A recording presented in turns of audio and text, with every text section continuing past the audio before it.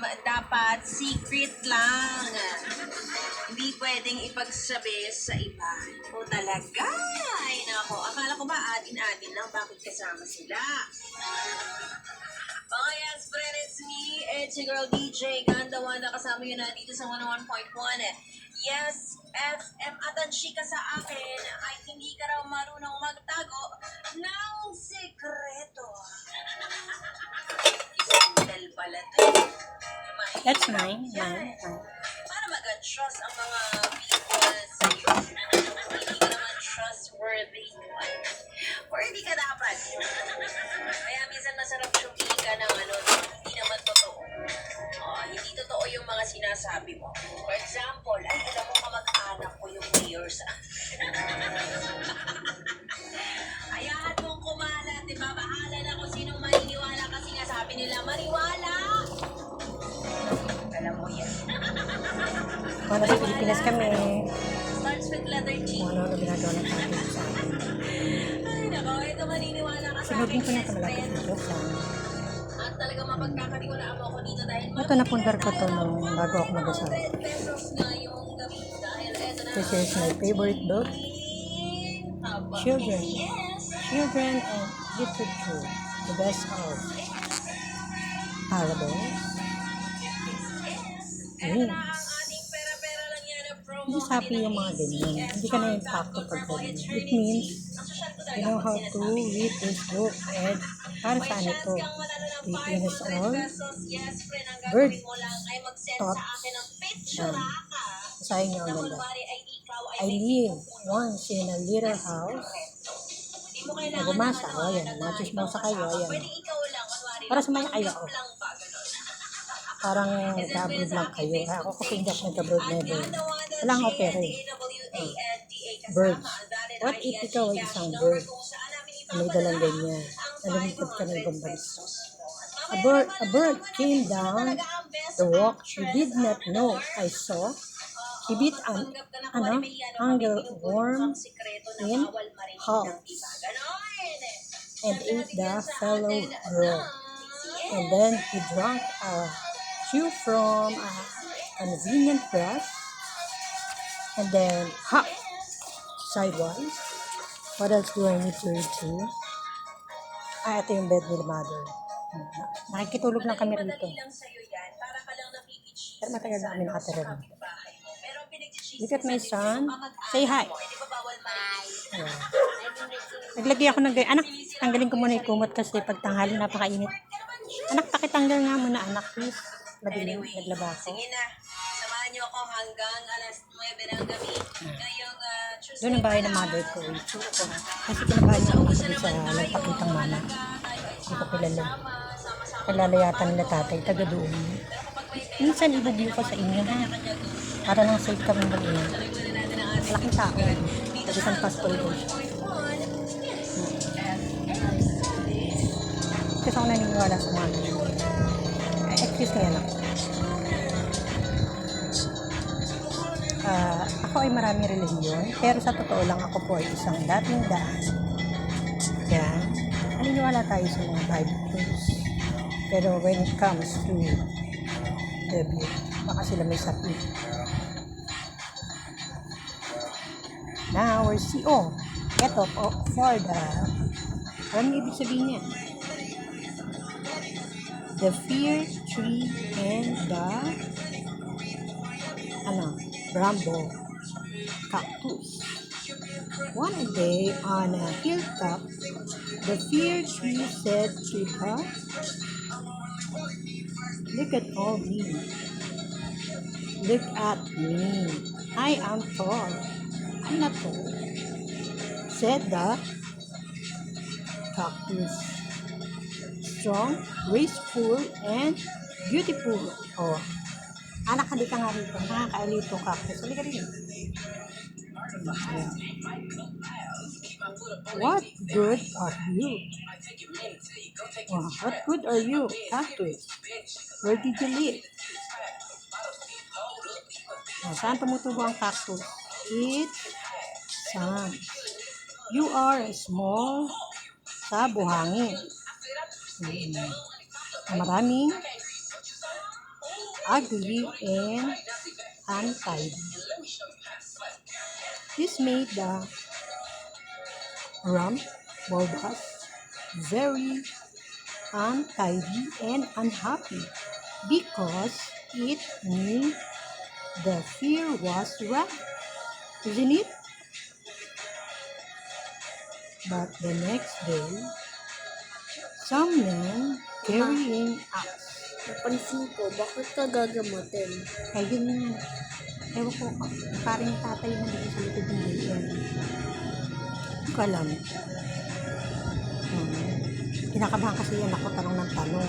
Mama, hindi ko kakilala yung mama. Ako hindi ko kilala eh. Kasi sa Pascual, Haguni, Bulacan. Re-report ko na kaya sa pulis. You know what is axe? Axe is not pangkikilit. Yan ay palakol. Came up the hill. They started to chop down the fear tree. Ano yung fear tree? I don't know. They wanted to use it to make a new house. Ito pa nang mako. Ang bahay nga naman. Oh dear, cried the fear tree as it started to fall. I wish. You know what is the sign? I wish. So nag-wish siya. I wear a rumble or bramble bus. Then the man would not have to cut me down. Paliwanag niya.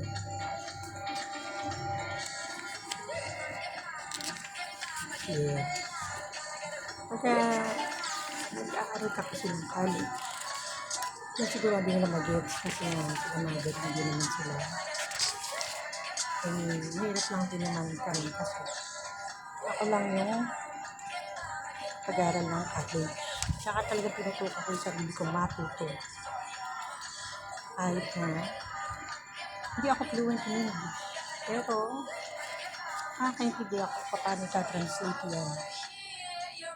Bible pa. Sample the Bible. Kasi muna ko kayo. Ayan. Ito, gusto niya. Yesterday, today, and tomorrow. So, ano tayo? Para sa Easter Day. Paano tayo? Ngayon? Paano kung ganyanin ko?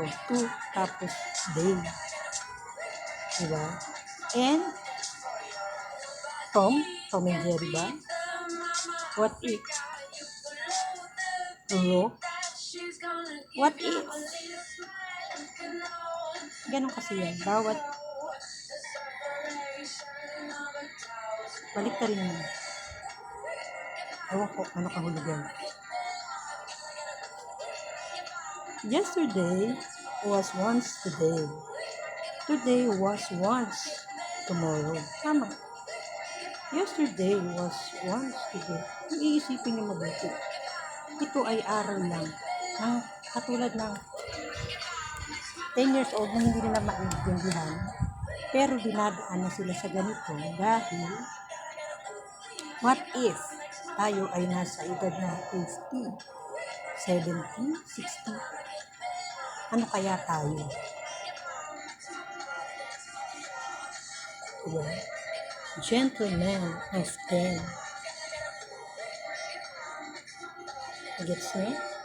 Adapted author of Unknown. Kasi ang galing nila, ang talino.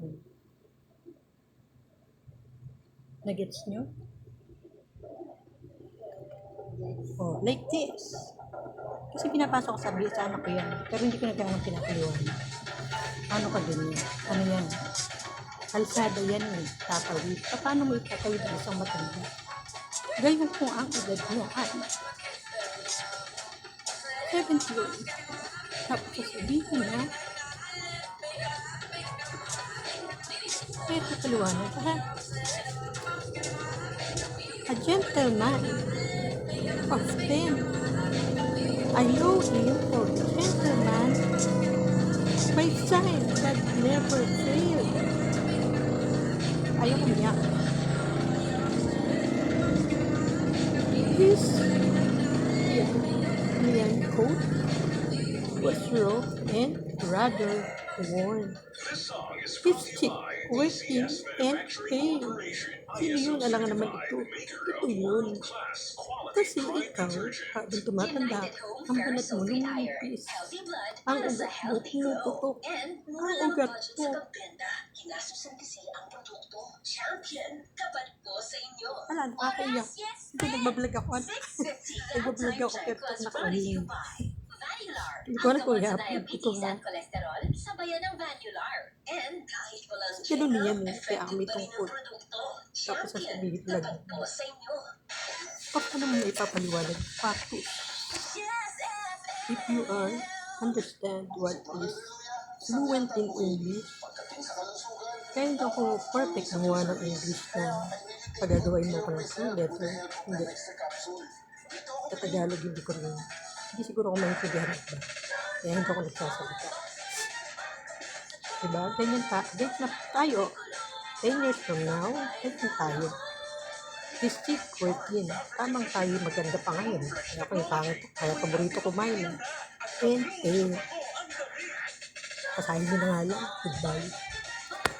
Kaya gusto ko maging gentleman ito. Are you a gentleman? Hi. Ano naramdaman mo kanina? Ha? Okay. Bakit? Kakilala nila Tito Boysi yun. Bakit sabi nila hindi? Ay, kaya nga tinanong ko kanina pero sama ng mga tingin nila. Kaya pinicturean ko sila anak. Kasi parang hindi alerto ang barangay. Konsehal, kung gano'n komplikado itong kaso ito. Parang hindi alerto ang kapitan. Dapat alam nila yan, napakalapit lang. Isipin mo na lang ang Nueva Ecija, ang lalayo ng mga distansya niya.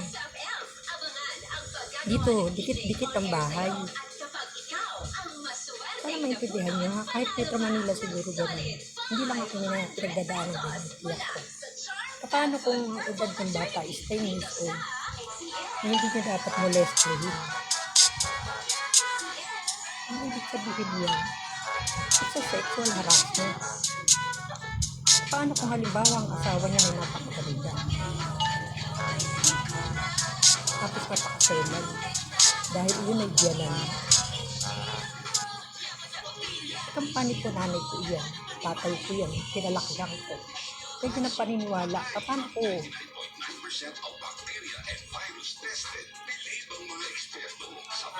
Yan ito po kasi. Mahirap lang sumalungat. Baka sabihin niyo, disrespect your mother and father.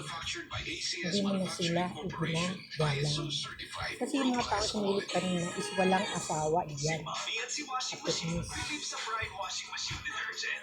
kasi ako nangangapit lang. Hira ako na naman. Kailan pa lang ako ulit sagot pa lang ako ng uwi. Ang Mr. Ko, hindi nagpapadala. Baka mamaya sabihin ng Mr. Ko, ako lumalandi na. Yan. Ayaw maniwala na. Hindi sila umaksyon. Samantalang mamasada yung mga editad diyan. Paano kung yung isa teacher diyan ay ganun hindi? Kaya ako alerto ako. Hindi ako ganun kaganda. Napakaswerte ko bungal ako.